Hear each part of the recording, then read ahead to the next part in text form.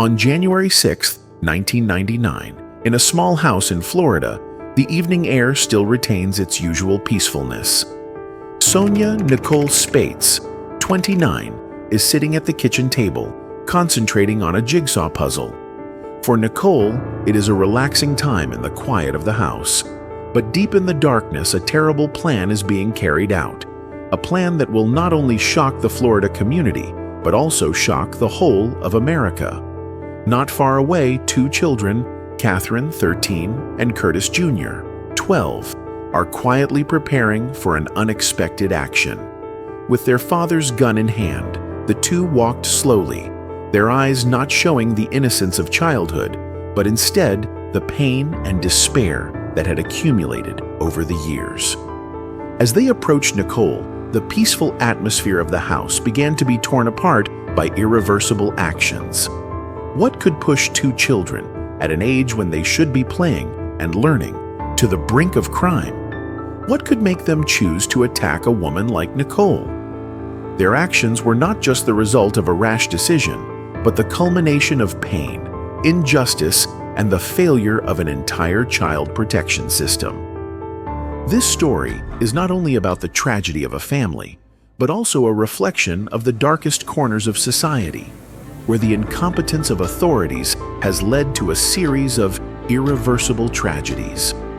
The events of that night would not only take Nicole's life, but would forever change the lives of her two children, leaving a lasting scar in the history of American crime. The story takes place in a small, peaceful Florida town in the late 1990s, where the quiet streets and laid-back atmosphere seem to leave no room for tragedy. In this setting, Nicole Spates, a 29-year-old woman, is trying to rebuild her life after a failed first marriage. Nicole is a devoted mother to two young daughters, Jessica, 9, and Inez, 8, who strive to provide a stable and happy home for her children. Nicole's life changes when she meets Curtis, a man who has been through a lot. Curtis is the father of two children, Catherine, 12, and Curtis Jr., 11, from a previous marriage. Curtis presents a caring father figure, but his dark past, which includes violence and instability, leaves a deep mark on the family relationship. Nevertheless, Nicole, with her desire for a complete family, agrees to enter Curtis's life. Catherine and Curtis Jr. have suffered unspeakable trauma. After their mother, Stacy, left the family to escape abuse, Curtis became the sole caregiver. The situation worsened when Curtis allowed a relative to move in with them. The man had a serious criminal record, including prison time for armed robbery and child abuse charges. But Curtis let him live with the family, ignoring the potential dangers. Catherine, a sensitive but strong-willed girl, gradually realizes that no one in her family is strong enough to protect her. Her father's attempts to call for help are ignored, and Nicole, the new woman in their lives, does nothing to change the situation. Curtis Jr., younger but no less broken, becomes Catherine's only ally in her fight against injustice. The two siblings form a deep bond, not only of love but also of sharing the pain of their situation. In this environment, Catherine and Curtis Jr. grow up with fear, anger, and a sense of abandonment. Nicole, although not directly causing the pain, chooses to remain silent in the face of injustice, making the two children feel increasingly isolated. With each passing day, the feeling of despair in Catherine and Curtis Jr. grows. They believe that if they do not free themselves, no one else will. Gradually, the two children began to plan an action that they believed would end the suffering. While the family appeared peaceful on the outside, inside, a simmering pool of hurt and resentment was waiting to explode.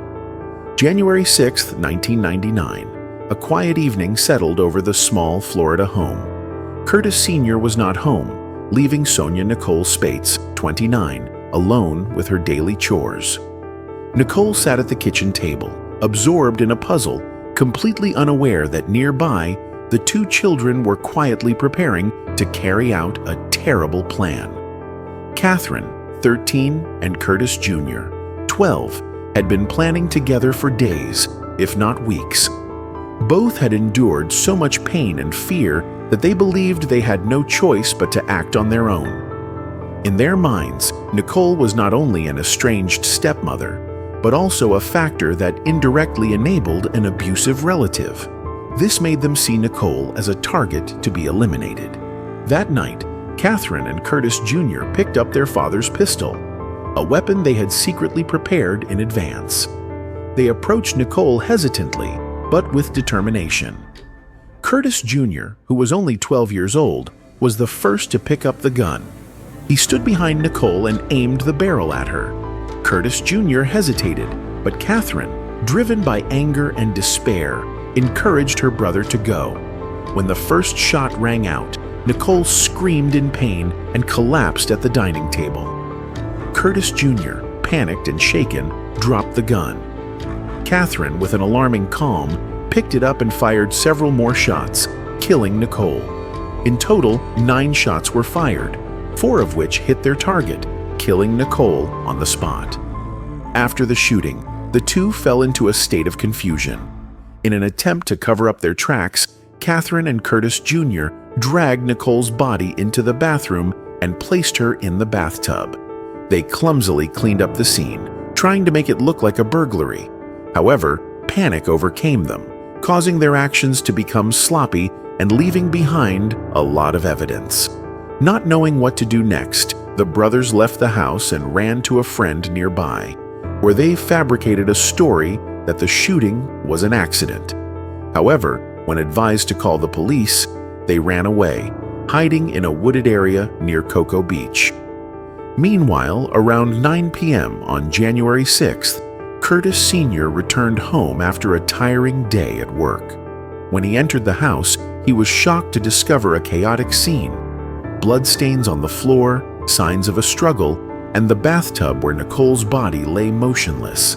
In shock and panic, he called the police, reporting a horrific murder at his home. When the police arrived at the scene, they began a preliminary investigation. The scene showed signs of staging. Objects in the house were disturbed, creating the impression of a burglary. However, the two children's carelessness and concealment prevented the traces from being completely erased. The police quickly realized that this was not an ordinary burglary. While examining the scene, they found Curtis Sr.'s handgun, which was identified as the murder weapon. The gun still had fingerprints and sweat marks on it, providing important clues in tracking down the killer. At the same time, they discovered bloodstains stretching from the living room to the bathroom, indicating that the victim had been moved after being shot. Neighbors also provided important information. Some people saw Catherine and Curtis Jr. leaving the house after the incident. This information helped the police identify the two children as the main suspects in the case. Meanwhile, the search for Catherine and Curtis Jr. was urgently deployed. With the help of police dogs and helicopters, the police searched the area near the house and other suspicious places. On the morning of January 7th, 1999, after a long night of hiding, Catherine and Curtis Jr. were discovered by the police in the woods near Cocoa Beach, not far from the house where the incident occurred. The two children were shaking, their faces filled with fear and despair. Catherine held her brother tightly, trying to protect him from what was to come, but the police quickly escorted them both to the police station. At the police station, Catherine initially tried to take full responsibility for Nicole's death, claiming that her brother was not involved.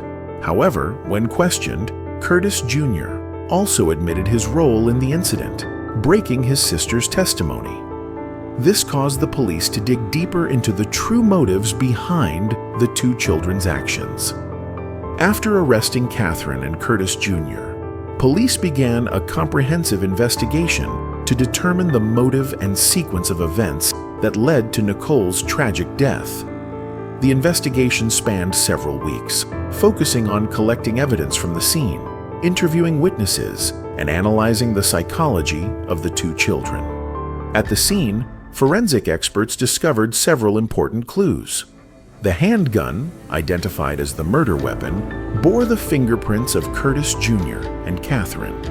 Additionally, a trail of blood from the living room to the bathroom confirmed that Nicole's body had been moved. The bloodstains were inconsistent with the initial theory that this was a robbery or trespassing. A diary found in Catherine's room revealed many horrifying details. In it, Catherine recorded her pain and anger towards her father and other family members.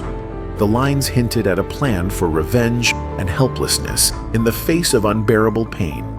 The diary quickly became a key piece of evidence, revealing the underlying cause behind the case. During the interrogation, Catherine, as the older sister, tried to take full responsibility. She insisted that she was the one who shot Nicole and that her younger brother was not involved. However, Curtis Jr.'s testimony was inconsistent. He confessed to firing the first shot and then panicking, allowing Catherine to continue. Both statements expressed feelings of remorse, but also revealed the desperation of the two children in a cornered situation. The police interviewed Catherine and Curtis Jr.'s neighbors and teachers. Neighbors said that the Curtis family often had loud arguments, and they had heard screaming in the house at night. One of Catherine's teachers provided important information. Catherine had confided in them not long before about the abuse and her thoughts of escaping this harsh situation. The teacher's information led the police to review reports from child protection agencies. They discovered that the Curtis family had been investigated for alleged abuse, but the files were closed without any specific action. This raised questions about the responsibility of the authorities in protecting Catherine and Curtis Jr. Psychologists were called in to participate in the investigation to analyze the behavior and motivations of the two children. Preliminary conclusions showed that Catherine and Curtis Jr. had lived in a violent and abusive family environment for a long time. This caused them to develop strong negative emotions, leading to violent behavior as a way to escape from the suffering.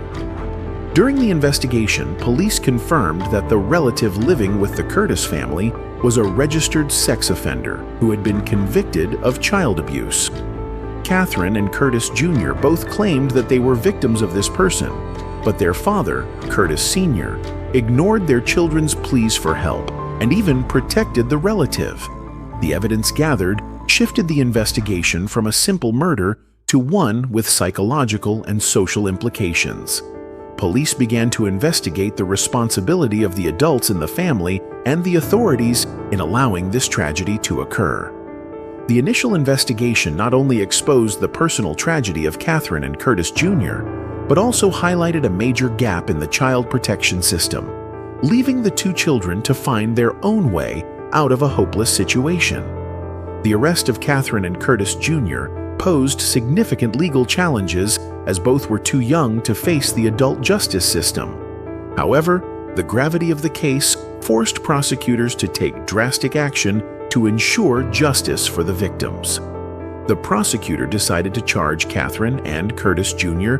with first-degree murder. This decision was controversial given the age of the two children. Under Florida law, serious cases can be brought to adult court, even if the defendant is under 18. A grand jury decided that Catherine and Curtis Jr. would be tried as adults, meaning they face life in prison without the possibility of parole if convicted.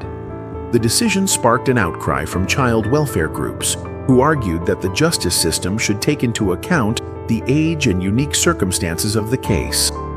The defense team focused on the violent and abusive home life Catherine and Curtis Jr. endured. They argued that the children did not act out of malice, but rather because they were deeply traumatized and saw no other way out. Catherine's diary was used as evidence of her mental anguish and desire to escape her harsh circumstances. The attorneys also criticized the child welfare system for failing to intervene, despite signs that Catherine and Curtis Jr. were in danger. They argued that if the authorities had acted sooner, the tragedy could have been prevented. The decision to prosecute Catherine and Curtis Jr. as adults has caused much controversy among the public. Some have condemned the children's actions, arguing that appropriate punishment is needed to serve as a deterrent. However, many others have expressed sympathy for Catherine and Curtis Jr., stressing that the legal system needs to treat juvenile defendants more humanely. The case has been widely reported in the media, sparking debate about the treatment of children in the criminal justice system and society's responsibility to protect vulnerable children. Catherine and Curtis Jr., despite being defendants, have become symbols of the system's failure to protect children from domestic violence and abuse. While awaiting trial, Catherine and Curtis Jr. have been held in separate adult facilities, adding to their sense of isolation and insecurity. Both expressed deep remorse and wanted an opportunity to explain their actions. The arrest and prosecution of Catherine and Curtis Jr. not only aimed to ensure justice for the victims, but also shed light on the flaws in the social system. It raised big questions about the responsibility of authorities and society in protecting children from similar tragedies. The trial of Catherine and Curtis Jr. attracted great public attention, not only because of the seriousness of the case, but also because of the question of whether the two children should be tried as adults. This was not only a legal battle, but also a confrontation between views on justice, humanity, and social responsibility. The official trial took place in mid-1999, with Catherine and Curtis Jr. standing in the dock, charged with first-degree murder. Prosecutors argued that the children's actions were intentional, meticulously planned, and extremely violent. They highlighted the number of shots fired and how the children deliberately staged a fake crime scene to cover up the crime. Meanwhile, the defense team focused on the harrowing circumstances Catherine and Curtis Jr. endured. They presented evidence of abuse, violence, and neglect by their father, along with failures in the child protection system. Catherine's diary, which chronicled her pain and despair, became a focal point of the trial, helping to better outline the reasons for the children's extreme actions. Witnesses, including teachers, neighbors, and Catherine's own mother, testified about the children's traumatic lives. Catherine's mother also expressed remorse for not being able to protect her children from the harsh circumstances. After weeks of trial, Catherine and Curtis Jr. were offered a plea deal to avoid life in prison without parole. The deal required both to plead guilty to second-degree murder in exchange for 18 years in prison and a lifetime of probation upon release. Catherine, in her final court appearance, broke down in tears and apologized, expressing deep remorse for taking Nicole's life. Curtis Jr., though less vocal, also acknowledged his responsibility and hoped that his actions would be understood in the context of the lives they had endured. The verdict brought an end to one of the most controversial cases of the era, but it also left many questions unanswered. The public was divided between seeing Catherine and Curtis Jr. as victims of circumstance or as criminals deserving of severe punishment. The trial also highlighted serious flaws in the child protection system. Failure to intervene in a timely manner pushed the two children to the brink of despair, forcing them to resort to violence in their search for a way out. In the long run, the case prompted debates about the treatment of minors in the justice system and society's responsibility for cases of abuse and violence.